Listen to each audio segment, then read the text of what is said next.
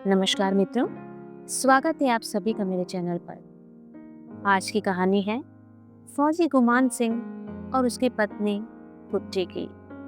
फौजी गुमान सिंह भारत चीन के बीच होने वाले युद्ध में जाने से पहले एक नथ अपनी पत्नी को उपहार में देता है।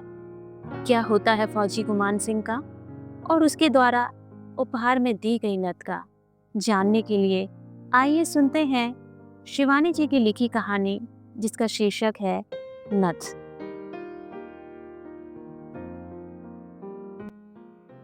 पुट्टी ने उठकर अपनी छोटी सी खिड़की के द्वार खोल दिए।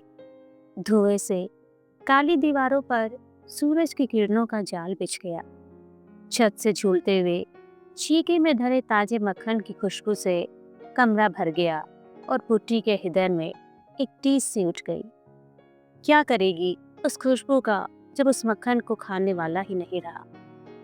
ऐसे ही ताजे मक्खन की डली फाफर की काली रोटी पर धरकर खाते खाते उसके पति ने उसके मुंह में अपना जूठा गस्सा ठूस दिया था, ठीक जाने के एक दिन पहले। उस दिन भी ऐसे ही खिड़की के पट से चोर सा उजाला आकर पूरे कमरे में फैल गया था और उसी उजाले के पीछे पीछे न जाने कहां से उसकी सास आकर खड़ी हो गई थी। अपने धृष्ट फौजी पुत्र की बहू को करकसा सास ने वहीं चीर कर धर दिया था। हद है बेशर्मी की भी। हमारे कुमाऊं की छोकरी होती तो ऐसे बेशर्म थोड़े ही होती। है न तिब्बत की लामानी, इसी से गुण दिखा रही है। सास के जाने के पश्चात वह कितनी देर तक पति की छाती पर सिर धरे सुबकती रही थी, पर जिस छाती को चीनियों की गोली की वर्षा झेलनी थी, वह सुंदर पत्नी की टेक बनती भी कैसे। गुमान सिंह के जाते ही पुट्टी पर विपत्तियों का पहाड़ टूट पड़ा। सास, विधवा ननद और जिठानी की गालियां सुनती तो वह जानबूझकर ही बहरी बन जाती। दोनों कानों पर हाथ धरकर इशारा करती कि उसे कुछ भी नहीं सुनाई दे रहा। विधवा ननद का पर्वताकार शरीर क्रोध के भूकंप से डोल उठता। अंधी कहानी बहरी लड़कियां क्या अभी भी बची हैं भौजी तुम्हारे तिब्बत में? अभी हमारा एक भाई और भी तो है। वह व्यंग भरे स्वर में चीख कर कहती, अपने दोनों कानों पर हाथ धर अपनी भोली सूरत को और भी भोली बनाकर पुट्टी सधे अभिनय की मुद्रा में कहती, क्या करूं, न जाने क्या हो गया इन कानों में। हरदम साए साए की आवाज आती है। एकदम बज्जर गिर गया है ये गोरे कानों में। इतना घमंड था अपने रूप का, तिब्बत के जादू से हमारे भैया को भेड़ बनाकर रख दिया। इसी से भगवान ने सजा दी। भगवान करे तुम्हारे कानों पर ही नहीं पूरे शरीर पर बज्जर गिरे। कुलच्छनी ना होती तो क्या गुमान को लद्दाख जाना पड़ता। पुट्टी अपनी हिरनी किसी तरल दृष्टि से उसे देखकर हंसती रहती, जैसे उसकी पुरुष गर्जना का एक भी शब्द उसके पल्ले न पड़ा हो। माता, भाई भौजाई और विधवा बहन से लोहा लेकर ही गुमान उसे ब्याह लाया था। अपनी माँ के साथ वे गांव-गांव में फेरी लगाकर बिसाती का छोटा मोटा सामान बेचा करती थी। स्वस्थ से दमकते लाल चेहरे पर उसकी तीखी नाक और बड़ी बड़ी आंखें लामा कन्याओं की भांति चपटी और छोटी नहीं थी। कानों में गंदे पीले सूत में गुथे फिरोजा और मूंगे झूलते थे। कंधे से टखने तक झूलते उसके तिब्बती लबादे की ढीली ढाली बाहों में वह एकदम ही बच्ची लगती। पर कभी कभी लबादे की केचुली उतारकर वह उसकी बाहों में रहस्यमय सीवन से ढूंढ ढूंढ कर जुए मारती और अब लबादे की केचुली से रहित उसका उन्मित यौवन किसी लपलपाते नाग की भांति देखने वाले को डसने दौड़ पड़ता। गुमान ने भी उसे एक दिन बिना केचुली के देख लिया। ग्राम के चौराहे पर उसकी माँ ने अपनी गंदी चादर फैलाकर दुकान खोल दी थी। जम्बू, गनफ्रेणी आदि मसाले की जड़ी बूटियों के बीच वह स्वयं टांग पसार कर धूप सेक रही थी और एक टीले पर बैठी उसकी सुंदरी पुत्री अपनी लबादे की बाहों से जुए बीन बीन कर मार रही थी। गुमान सिंह छुट्टियों में घर आया हुआ था। सुबह उठकर वह घूमने निकला और माँ बेटी की हाट के सामने ठिठक कर खड़ा हो गया। पुट्टी अपने सुडौल बाहों को अपने लबादे की मुर्दा बाहों से टटोल टटोल कर जुए निकाल रही थी। गुमान को देखा तो लजाकर उसने हाथ खींच लिए। उसके गालों की उठे मंगोल हड्डियों के बीच गुलाबी रस का सागर छलक उठा। चौड़े माथे पर गोंद की तरह चिपकाई काले केशों की पुट्टी से कुछ केश निकलकर हवा में फरफरा रहे थे। जीर्ण कुर्ते के बटनों की पूर्ति एक बड़ी सी सेफ्टी पिन लगाकर की गई थी, पर किसी वेगवती नदी के दो पाटों पर बांधा गया रस्सी का पहाड़ी पुल जैसे साधारण से हवा में कांप कांप उठता है, उसी भांति सेफ्टी पिन रह रहकर कांप रही थी। गुमान अकारा ने चीजों का मोल तोल करने लगा। कभी मैली चादर पर सजे छोटे आईना में अपनी मूछ संवारता, कभी नीले फिरोजा की अंगूठी पहनता और कभी उठाकर तिब्बती घंटियां ही टनटनाने लगता। क्यों बेकार में गड़बड़ करता? पुच्ची की माँ ने अपनी टूटी फूटी हिंदी में उसे झड़क दिया। लेना है तो लो, नहीं तो जाओ। उसकी युवा पुत्री के आते ही ग्राम के मनचलों की भीड़ जमा जाना नित्य का नियम हो गया, पर वह बड़ी खूंखार और रूखी औरत थी। जौ की शराब और भेड़ बकरे के कच्चे गोश्त ने उसका रक्तचाप शायद और भी बढ़ा दिया था। असली और नकली ग्राहक को वह चट से बीन कर फटक देती थी, और गुमान सिंह को दोबारा झिड़कने का साहस उसे भी नहीं हुआ। उस गोरे तरुण की निर्भीक दृष्टि में कुछ अजीब सी मोहनी थी। फिर वह फौजी जवान था, ऐसा फौजी जो एक दो दिन में ही इन चीनी लुटेरों को भगाने लाम पर जा रहा था। पुट्टी की माँ का मन अकारण ही ममता से भर गया। चीनियों को वह कभी क्षमा नहीं कर पाई थी। उसके इकलौते 12 वर्ष के पुत्र को उन्होंने चीन के किसी स्कूल में पढ़ने भेज दिया था। उसके दमे के रोगी पति को सड़क की बेगार में जोत जोत कर मार डाला था। उसके हाथी से विराट याक को काट कर हत्यारों ने अपनी फौजी टुकड़ी को खिला दिया था, और एक दिन भी वह चूकती तो उसकी पुट्टी को भी उड़ा ले जाते। रात ही रात में वह मनी पद्दी हूँ जबकि पुत्री को खींचते गिरती पड़ती तिब्बत की सीमा पार कर गई थी। उन्हीं चीनियों को मार भगाने गुमान जा रहा था। इसी से वह उसकी श्रद्धा का पात्र बन गया। वह नित्य ही उस सराय में पहुंच जाता जहां पुट्टी अपनी माँ के साथ रहती थी। पुट्टी उसके लिए मक्खन, नमक वाली गर्म तिब्बती चाय और पशम सहित भुने गए भेड़ की रान के बड़े बड़े टुकड़े तैयार कर लाती। पुट्टी की माँ दोनों पर अपनी छोटी छोटी आंखों का अंकुश लगाए बैठी रहती। फिर भी न जाने कब पुट्टी के मंगोल कटाक्षों की अर्गला गुमान के हृदय कपाट पर स्वयं ही लग जाती। जाने के 3 दिन पूर्व गुमान ने पुट्टी की माँ के सम्मुख उसकी पुत्री से विवाह का प्रस्ताव रखा तो वह बड़े सोच में पड़ गई। कुमैयों के बीच खाली दाल भात खाकर उसकी तिब्बती बेटी कैसे जिएगी? बिना जौ की शराब के उसके गले के नीचे रोटी का गस्सा नहीं उतरता, और फिर दूध चीनी वाली चाय, भला कौन तिब्बती लड़की को चख पाएगी? फिर वह गुमान की माँ और विधवा बहन को देख चुकी थी। उस क्रूर बुढ़िया के शासन में उसकी पुट्टी घुल घुल कर रह जाएगी।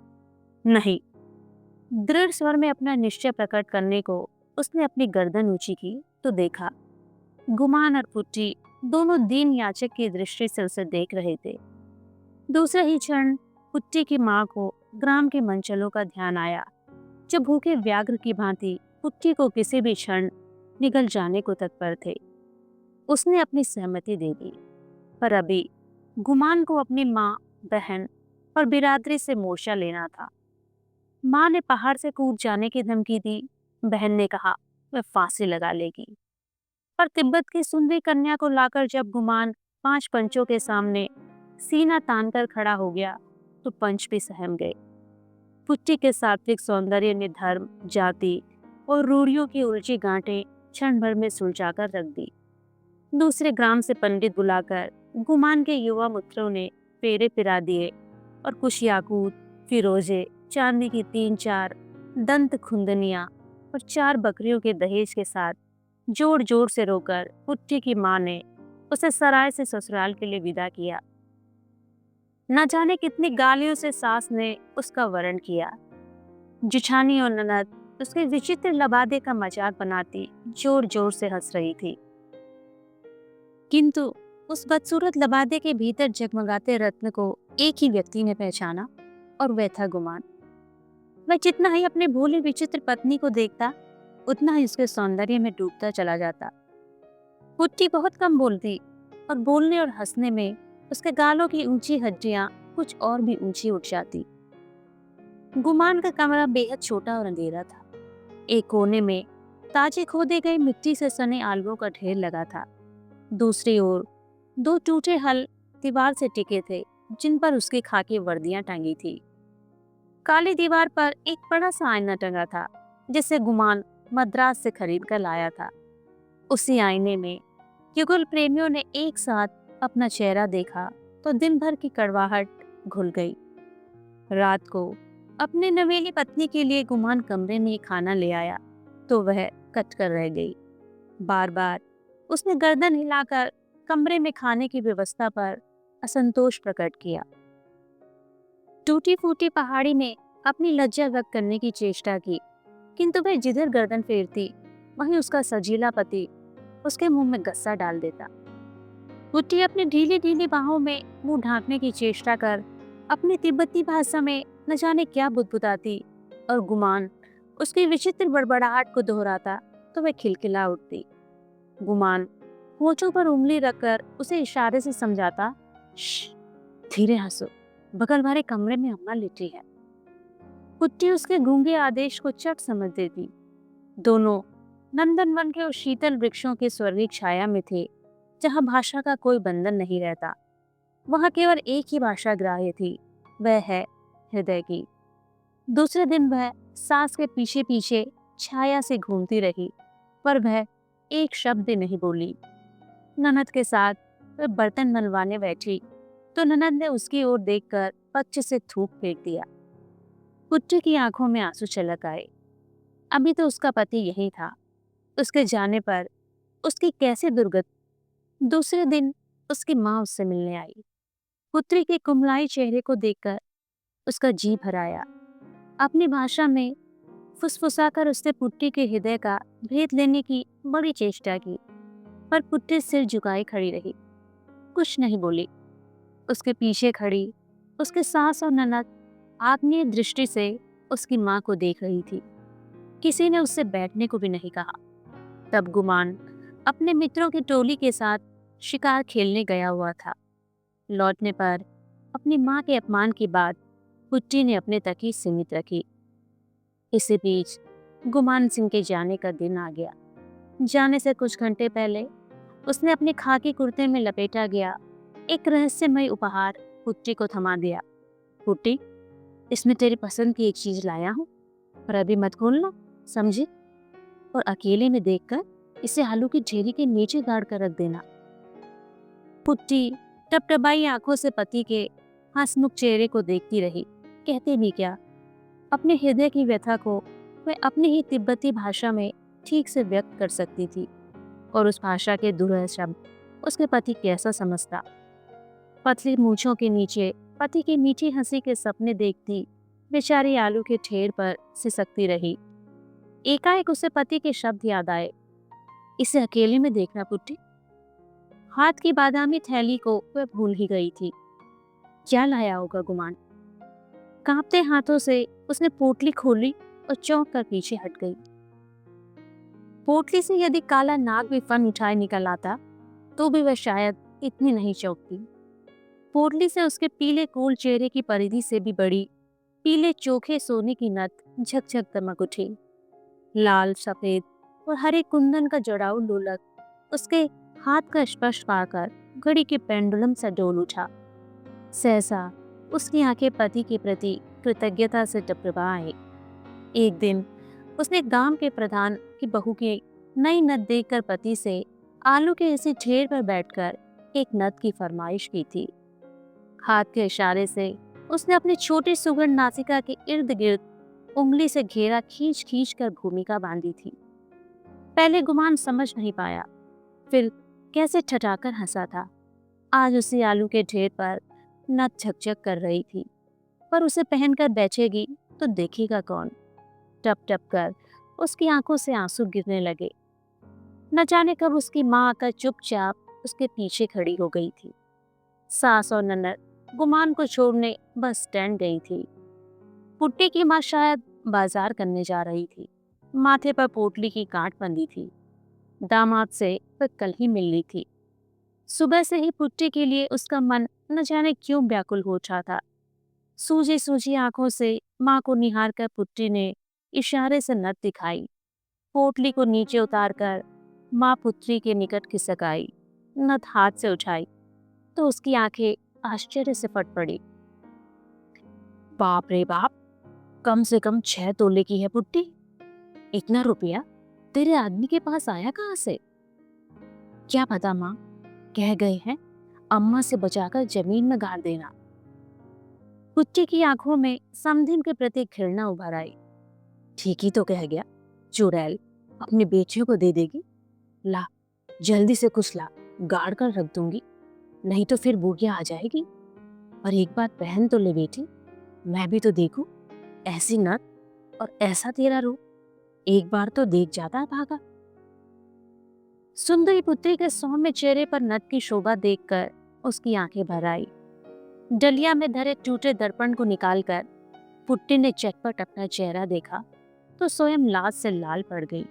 छी, कहीं भी अच्छी नहीं लग रही। ऐसा कहकर वह माँ से अपने सौंदर्य की स्तुति बार बार सुनना चाह रही थी। तू अच्छी नहीं लग रही तो कौन अच्छी लगेगी? तेरी खूसट सांस।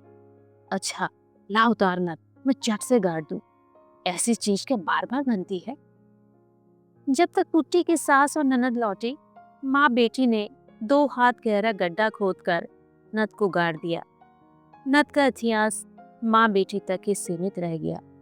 फिर धीरे धीरे युद्ध की दारुण विभीषिका में पुट्टी भटक कर रह गई। भांति भांति के भयावने समाचार सुनकर वह तड़प कर रह जाती। कभी सुनती, कभी सुनती। कुमाऊं के असंख्य वीर जवानों के पावर रक्त के अबीर से नेफा और लद्दाख के वन वनांत रंग गए हैं। कभी सुनती, निशंस चीनी हथियारों ने चारों ओर से घेरकर कुमाऊं रेजिमेंट की एक पूरी टुकड़ी को मोर्टार तोपों से भून दिया है। भूखी प्यासी वह कभी स्कूल के हेडमास्टर के रेडियो से कान सटाकर बैठ जाती, कभी बिलक बिलक कर रोने लगती। हिंदी वह ठीक से समझ नहीं पाती थी और ठीक से ना समझे जाने पर युद्ध के भयानक समाचार उसे और भी भयानक लगते।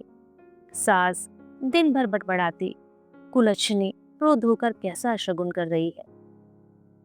बहुत दिनों तक गुमान की कोई चिट्ठी नहीं आई। फिर एक दिन एक तार आया। कुमाऊं रेजिमेंट का गुमान सिंह दुश्मन की गोलियां झेलता हुआ आखिरी दम तक अपनी चौकी पर डटा रहा। अंत में जांग में गोला फटकर लगने से फिर वीर गति को प्राप्त हुआ।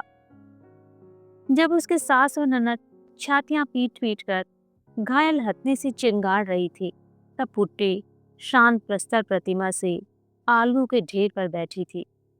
वही आलुओं का ढेर उसके प्रेम का ताजमहल था। उसी ढेर पर सौभाग्य ने उसका वरण किया था और आज वही वैधव्य का विषधर उसे डस गया था। एक एक आलू के साथ सहस्त्र स्मृतियां लिपटी पड़ी थी। आलुओं की मिट्टी पर गुमान ने जाने के एक दिन पहले अपना और पुट्टी का नाम उंगलियों से लिख दिया था। नाम के उसे घेरे को पुट्टी एक टक देख रही थी। पुट्टी की माँ बिलकती आई पर पुट्टी को देखकर स्तब्ध रह गई। ये पुट्टी तो नहीं, जैसे स्वयं तिब्बत के मठाधीश बड़े लामा बैठे थे। उसकी आंखों में एक भी आंसू नहीं था। स्थिर दृष्टि उठाकर उसने अपनी माँ को देखा। मेरी बच्ची मेरे साथ घर चलेगी। वह अपना चेहरा उसके पास सटाकर बोली, नहीं नहीं, मैं यहीं रहूंगी। आलू की ढेरी को ममता से देखकर पुट्टी ने मुंह फेर लिया। पुत्र की मृत्यु ने उसके सास को जीती जागती तोप बना दिया। वह दिन रात आग उगलती पर पुट्टी पत्थर बनी रही और उस रात को वह पति की वर्दी सूंघती, माथे से लगाती और फिर छाती से लगाकर आलू के ढेर पर लेट जाती। जिधर करवट बदलती उधर ही वर्दी को भी यत्न से लिटा देती और धुएं से काली छत को देखती रहती। एक दिन उसने सुना उसके ग्राम से 17 मील दूर की तहसील पर कमिश्नर साहब आए हुए हैं और गांव की स्त्रियों से सोना मांग रहे हैं। सोना जमा कर देश के लिए गोलियां खरीदी जाएंगी, बारूद आएगा और उसे गोला बारूद से चीनियों से लोहा लिया जाएगा। पर किसके पास होगा इतना सोना? पुत्री ने सुना। उसकी सास अपनी पुत्री को कह रही थी, हमारे दरिद्र गांव में तो 2 बेला एक मूंछ अन्न भी नहीं जुटता। मेरे पास तो 10 तोले की नथ है, पर क्यों दूं? इन्होंने भी तो मेरा बेटा छीन लिया। पुट्टी मन ही मन सास पर झुंझला उठी। इस बुढ़ापे में भी नथ का लोभ नहीं गया। उसकी आंखें सहसा अंधेरे कमरे में जुगनू से चमकी। उसके हाथ स्वयं ही टटोल टटोल कर आलू के ढेर को हटाकर मिट्टी खोदने लगी। गांव की तहसील में बड़ी भीड़ थी। कमिश्नर साहब ने अपने बंद गले की अफसरी कोट के बटन खोलकर बड़ा जोशीला भाषण दिया। उन्होंने यह भी उल्लेख किया कि किस प्रकार उसकी पत्नी ने अपने गले की चेन खोलकर स्वेच्छा से रक्षा कोष की झोली में डाल दी थी। सभा में एक अजीब सी स्तब्धता थी। तभी भीड़ को चीरकर एक तिब्बती किशोरी बढ़ गई। उसके फटे लबादे की बाहों से उसकी बताशे से सफेद कुहनियां निकल आई थी। तेजी से चलने के कारण वह अभी भी हाँफ रही थी। ललाट पर पसीने की बूंदें उसके चंपई रंग को और भी मनोहारी बना रही थी। जल्दी से हाथ की खाकी पोटली को कमिश्नर की थैली में डालकर वह भीड़ में खो गई। न उसे अपनी उदारता की घोषणा करने का अवकाश था, न कोई कामना। कमिश्नर महिसी की पतली आधे तोले की चेन नई सोने की नथ की कुंडली के नीचे न जाने कहाँ खो गई। बातों के धनी कमिश्नर की मूछों को पुच्ची के आकस्मिक आगमन ने सहसा खींचकर नीचा कर दिया। अपनी पत्नी के सामान्य दान की ऊंची घोषणा का खोखलापन उन्हें स्वयं धिक्कार उठा। क्या वे पतली चेन उसकी पत्नी का एकमात्र आभूषण था? उनका 100 तोला सोना तो स्टेट बैंक के लॉकर से लाकर स्वयं उनकी माँ ने कहीं गाड़ दिया था। युद्ध के दिनों में भला बैंक में सोना कौन धरेगा बेटा? माँ ने कहा था। कांपते कंठ से उन्होंने भीड़ को सूचित कर दिया, एक अज्ञात महिला अभी अभी यह नथ दे गई है। भीड़ में वे जहां कहीं भी हो आकर इसकी रसीद ले जाएं। हाथ में पकड़कर उन्होंने नथ उठाकर भीड़ को दिखाई। तिलमिलाते रौद्र की प्रखर किरणों में नथ झकझक कर उठी। भीड़ से कोई भी महिला उठकर रसीद लेने नहीं आई। केवल नथी की चमक चमक कर पुट्टी के सात्विक दान की रसीद अपने सुनहले अक्षरों में स्वयं लिख गई।